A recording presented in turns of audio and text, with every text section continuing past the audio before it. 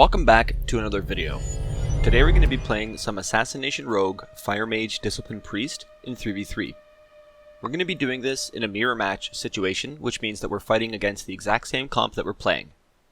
Throughout the course of the match, we're going to be doing commentary, and I'm going to explain to you our general strategy to help you guys understand what we're doing and improve your gameplay when you play this comp as well. Now, these matches are not perfect. There's a few mistakes being made in each clip, but I feel it's really good to have matches that don't go perfectly, because no arena match ever does. It's important to be able to compensate from those mistakes and play around them. Let's go ahead and get started with game number 1.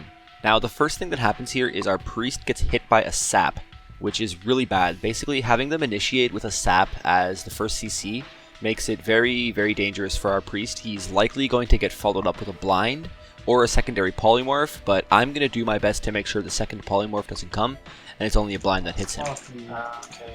You got to combat type. I definitely should have waited for the stun to fade off of my mage before stunning the rogue, so that my mage could follow up with a polymorph on the rogue and disrupt the crowd control chain. But unfortunately, we didn't end up going that route. Now, here I run over to throw a blind onto the priest, but I made it way too obvious, and he just Shadow Word Deaths my blind, which breaks my blind. I get polymorphed after that, and I end up being able to re-stealth off of it. So, I mean, that's pretty good for me catching a re-stealth here. But it doesn't really matter a whole heck of a lot. We proc cauterize from our mage, and I throw Vendetta into their mage, and we get pain suppression. So each team has used a defensive CD, but we're still definitely playing on the back foot. As you can see, my mage is low health, and it seems like we might be able to have to use Ice Block or something. But things seem to kind of work out. I get hit with a Frost Nova, I get dispelled, but I get feared. Now, this is really bad. I should have trinketed right here to stop this incoming polymorph with my Shadow Step kick, but, unfortunately I didn't, and this forces my priest's trinket. Now, our mage juked the enemy priest on Shadow Word Death and landed a full polymorph, and we get Ice Block here. So, now we're in a good position. We've gotten pain suppression, we've gotten Ice Block, and if we're lucky, we might get cauterize here. It looks like the mage is going to get picked back up and stabilized by his priest. Our priest got a fear on their priest, but he had Will of the Forsaken, so he ends up just breaking it straight away. And our priest gets hit by a fear, and we're definitely going to be forced to Ice Block here. As you can see, this polymorph comes in, and I'm not able to reach the polymorph, so I turn around and I sit by the priest to stop this Mass Dispel.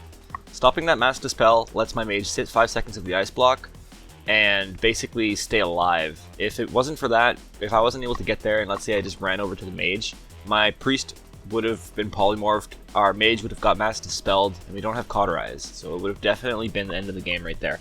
So at this point, both teams are kind of running out of steam. We have very few defensives left, and we're trying to secure the match by landing that final bit of CC and going ham. Now here I get Frost Nova and the mage blinks away. I could have Cloak of Shadows and landed a Shadow Step kick on that polymorph, but hindsight's always 20/20, right? As you can see, look at this. Our mage is just about done here. There's legitimately nothing left, but I managed to catch a re-stealth off that CC, garrote the mage, and cheap shot the rogue. He lands a polymorph off that cheap shot, and we start getting huge pressure into the mage here. We're getting really close to scoring a kill with just no CC on anybody. I vanish and throw a garrote onto the enemy priest so that I can blind him without him Shadow Word Deathing it, but we end up scoring the kill before I get my blind off anyway. Well, that was a pretty sloppy game. There were quite a few mistakes made, and some things that I just kind of noticed over the course of watching the matches. I feel like it's really a blessing to be able to sit down and watch my own gameplay and critique it so aggressively. It really helps you improve when you're able to pinpoint your mistakes. So this game we start off by, cheap shotting the rogue, garroting the mage, and getting a blind on the priest straight away. This is a good way to start the match off, but I'm not able to get any follow-up CC as I got hit by a Dragon's Breath, so last game we were trying to stop the follow-up CC from their sap to stop the blind, but this game they stopped my sap off the blind. So we ended up landing a polymorph here though, but the priest trinkets and we get a kidney on the mage, and we're doing some pretty good DPS to him.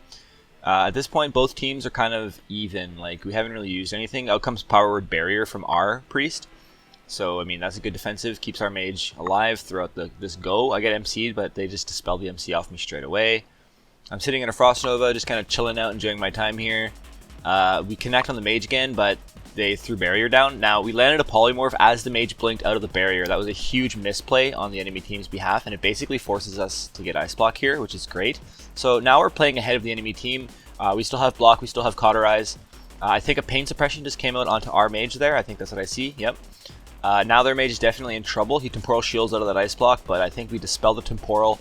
Their mage pops combustion too, and they're trying to get cauterize from ours. I just throw a kick onto the priest here, And I throw a kidney into the mage, get a fear onto the enemy priest, he wills the Forsakens. It looks like we get cauterized, but I don't think we do proc it. No, not at all. We're freaking close, but no cigar. So at this point, again, I think our team still has cauterize, we still have ice block. The enemy mage has no ice block and only cauterize. They have no barrier, but I do think they have pain suppression, I'm not sure. We land a full polymorph on this priest, or yeah, on the enemy priest, and I just pop Vendetta and we start going ham. He gets a DB onto the priest into a half poly, I think. No half poly comes out. We get cauterized though, so it doesn't matter. That's the key thing. As long as we got that cauterized, we in there, so to speak. Now, I think over the course of that exchange, we got cauterized and my mage blocked a CC to try and score the kill. So we're pretty much on an even playing field at this point. But the enemy priest is coming off of DR for polymorph, so all we have to do is avoid Shadow Word Death, land a full CC of some sort, and we should be able to score the victory. Speaking of which, we avoid the death and land the polymorph, and start DPSing into the mage, and the game is pretty much over. I get hit by a DB, I throw my blind onto the priest, who trinkets, but there's too much damage coming in and the mage had nothing to fall back on. Well, that basically sums up this video. I hope watching this has given you a nice idea on how we deal with Rogue Mage mirror matches, and when you're put in a similar situation, you're going to have a better idea on how to come out on top. Until next time, my friends, I want you all to do me one very important favor, and that's sit down and enjoy yourself today. Don't be too hard on yourself, and keep yourself in good spirits. Oh, and one more thing, if you did enjoy the video, be sure to toss it a like, it's very important for me. And if you'd like to see more content like this, be sure to check out the Patreon in the description below.